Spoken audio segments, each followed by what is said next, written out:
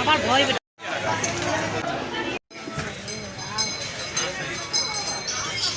Guys hello good morning, welcome to Sajal Kar ব্লগে আপনাদের স্বাগত।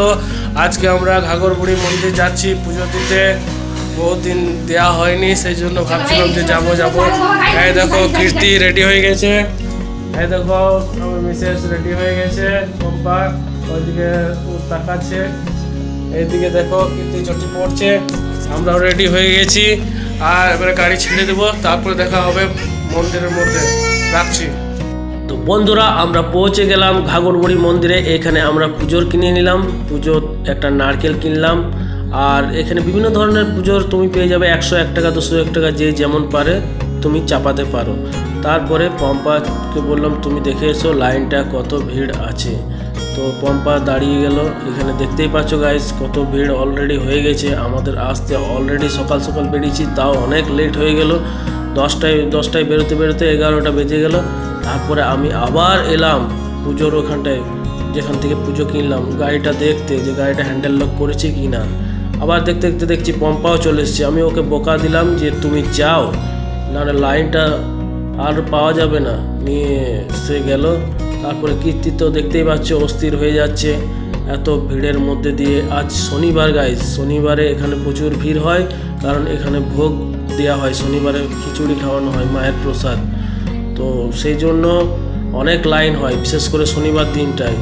আর এইটা খুবই জাগ্রত মা ঘাগরবুড়ি মন্দির, তোমরাও আসতে পারো। আমার এখানেই বিয়ে হয়েছে, আর সেই জন্য আমি আসি, মাঝে মধ্যে আসি, পুজো দিয়ে যাই, যখনই মনে ইচ্ছা আসে পুজো দিয়ে যাই। তো দেখতে পাচ্ছ লাইনের কোনো শেষ নেই, একের পর এক লাইন ধীরে ধীরে গতিতে এগোচ্ছে। আর কীর্তি ছটপট করছে, ও ভাবছে কত জলদি এখান থেকে বেরোতে পাই। তারপরে সর্বশেষে আমরা এন্ট্রি পেলাম, নিয়ে পরে বসে আছি, সবাই বসে আছি, নিজের নিজের পুজোর থালাগুলো ঠাকুর মশাইকে দিল। তারপরে যত দান দক্ষিণা আছে, যার যা মনে ইচ্ছা আছে, ঠাকুর মশাই থালা একটা বাড়িয়ে দিল, সেটাতে সবাই নিজের দান দক্ষিণা দিতে শুরু করে দিল। এইদিকে আমাকে ক্যামেরা বন্ধ করতে বলল ঠাকুর মশাই। তারপরে পুজোর শেষে আমি আর কীর্তি বাইরে বসে আছি, আর পম্পাকে বললাম চলো, মাথাটা ধরে গেছে, চা খেয়ে আসি। সেই জন্য ঘাগরবুড়ি মন্দিরের চা খুব বিখ্যাত। এখানে একটা চায়ের দোকান আছে মনোজ সিং বলে, খুবই মানে এখানকার ফেমাস। 12 টাকা থেকে শুরু চা, তোমরা যেরকম চা খেতে পারো।